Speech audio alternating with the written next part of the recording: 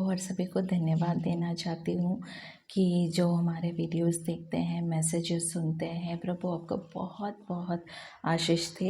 ये वीडियोस आप अपने फ्रेंड्स, रिलेटिव्स, फैमिली मेम्बर्स सबके साथ आप शेयर करना, ताकि प्रभु के वचन और ज़्यादा फैलता रहे।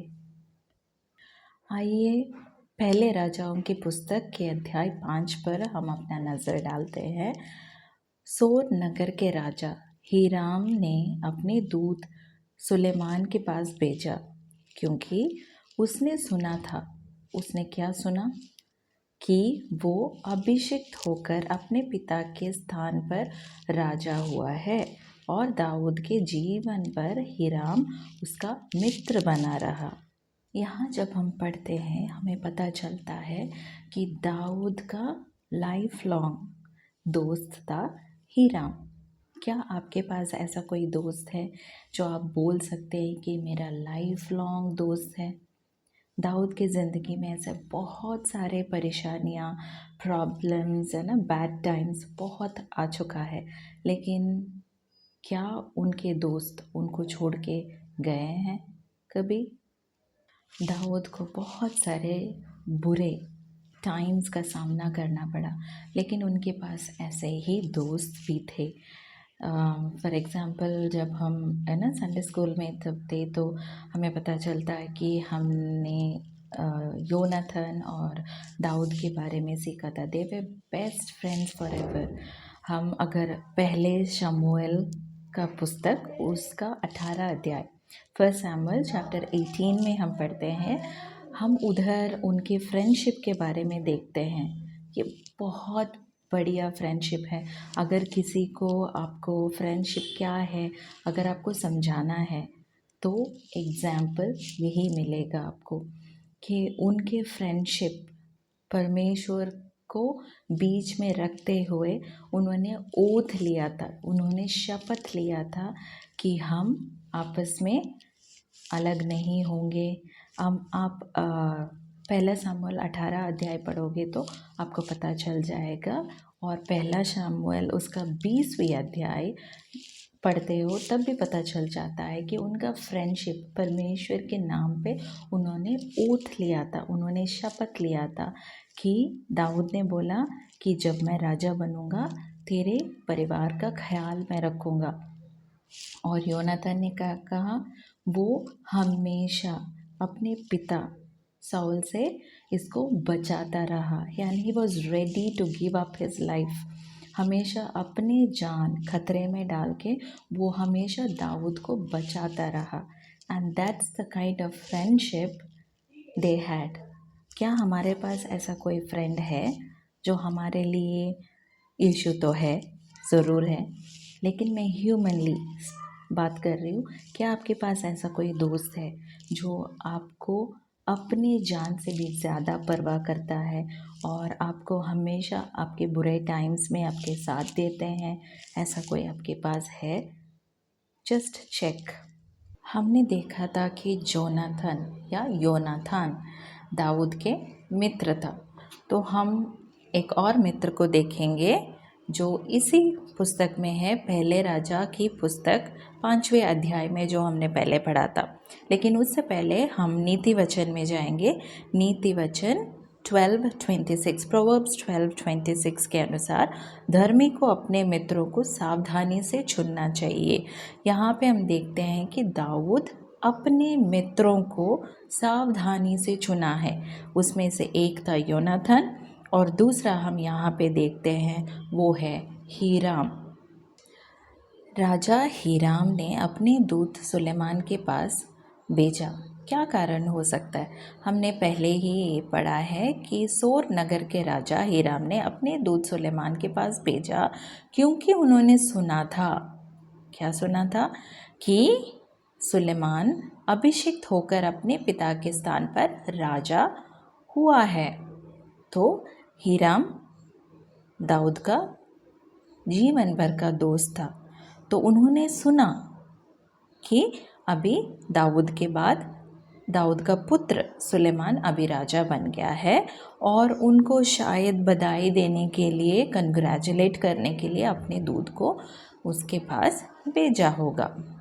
जैसे कि हमने नीति वचन में पढ़ा था कि धर्मी को अपने मित्रों को सावधानी से चुनना चाहिए।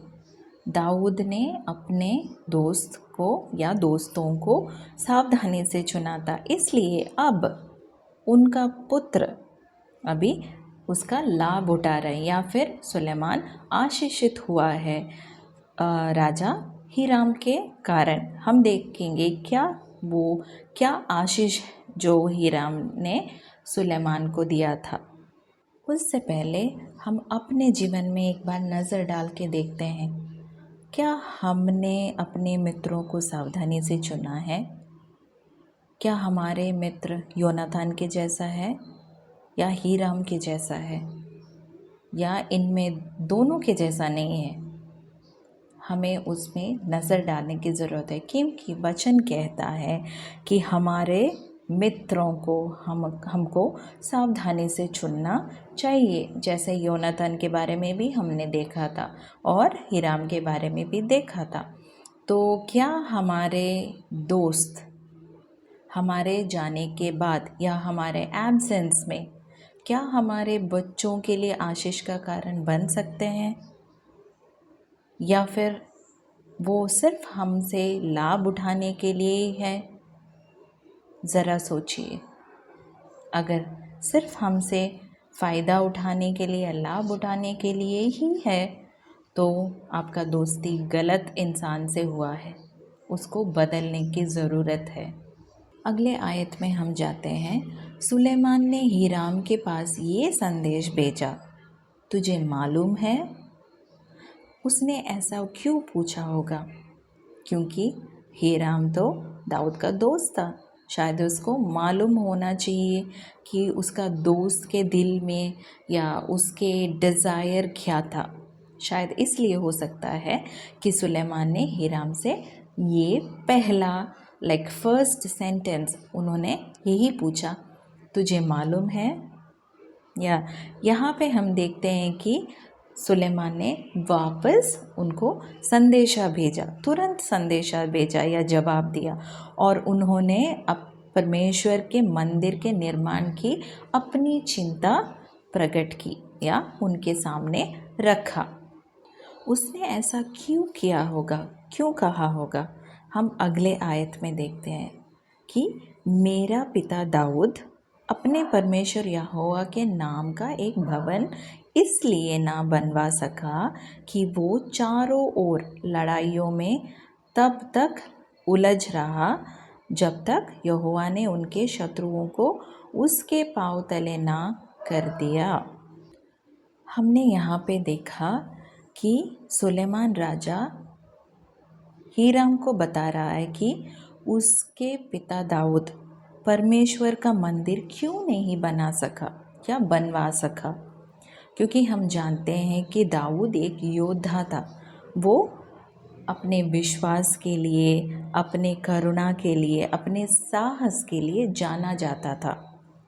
हम सभी को याद होगा कि दाऊद और गोलियात की कहानी, जो हम संडे स्कूल में भी सीखे हुए होंगे या उसके बाद हमने कहीं सुना होगा, या वचन पढ़ने वाले हैं तो हमने वचन से सुना होगा या पढ़ा होगा। तो लेकिन ये कहानी बहुत ज़्यादा फेमस है कि गोलियत और दाऊद की लड़ाई। लेकिन हम आज दाऊद की लड़ाई में हम नहीं जाएंगे। हम ये बोलना चाह रहे हैं, या सुलेमान ये बताना चाह रहा है हीराम को कि वो परमेश्वर का मंदिर बनाना तो चाहता था, लेकिन क्यों नहीं बनवा सका? क्योंकि हमेशा उनके साथ लड़ाई, दूसरे राजा आके लड़ते थे या पास वाले देश उनके साथ लड़ाई होती थी। ऐसे हमेशा he was engaged in Wars. और हमको पता है कि परमेश्वर के सामने दाऊद ने अपना ये मंदिर बनाने का इच्छा रखा, लेकिन परमेश्वर ने उनको ना कहा। क्यों ना कहा? क्योंकि उनके हाथ खून से या his hands were filled with blood, क्योंकि वो लड़ाई में हमेशा थे। वो लड़ाई में आपको पता है क्या क्या होता है, तो इसलिए परमेश्वर नहीं चाहता था कि जो योद्धा है उनके द्वारा परमेश्वर का मंदिर बनना है। हम यहाँ पर देखते हैं कि दाऊद एक दयालु और मानवीय सैनिक था जो अपने शत्रुओं के साथ उदारता और क्षमा के साथ व्यवहार भी करता था। अब हम अगले आयत में जाएंगे, 4th वर्स, 4थे आयत में। परंतु अब मेरे परमेश्वर यहोवा ने मुझे चारों ओर से विश्राम दिया है और ना तो कोई विरोधी है और ना कुछ विपत्ति देख पड़ती है, क्योंकि आपको पता है हमने जस्ट बोला है कि दाऊद हमेशा अपने शत्रुओं को उसके पांव तले ना कर दिया, तब तक वो लड़ाई लड़ रहा था। तो उनके बच्चे अभी उनके देश में विश्राम के साथ रह सकते हैं। So Solomon enjoyed peace because of his father David, क्योंकि उन्होंने सारी लड़ाई लड़ ली थी। हम सैम्स 29:11 में जाते हैं। यहोवा अपनी प्रजा को शांति की आशीष देगा। अगर आपके देश में शांति है, वो यहोवा का आशीष है अपने प्रजा के ऊपर। और सुलेमान शब्द हिब्रू शब्द से निकाला है जिसका अर्थ है शांति। तो ऑब्वियसली उनके रूलिंग टाइम में वो पीस एंजॉय करते थे। बाकी सारा काम दाऊद ने कर दिया था, अपने शत्रुओं को अपने पांव तले उन्होंने कर दिया था। अब कोई लड़ाई नहीं है, कोई विरोधी नहीं है, हर तरफ शांति फैला हुआ है। सबोपदेशक उसके 3री अध्याय उसके 8वें आयत में ये लिखा है, प्रेम करने का एक समय और बैर करने का भी समय, लड़ाई का समय और मेल का भी समय।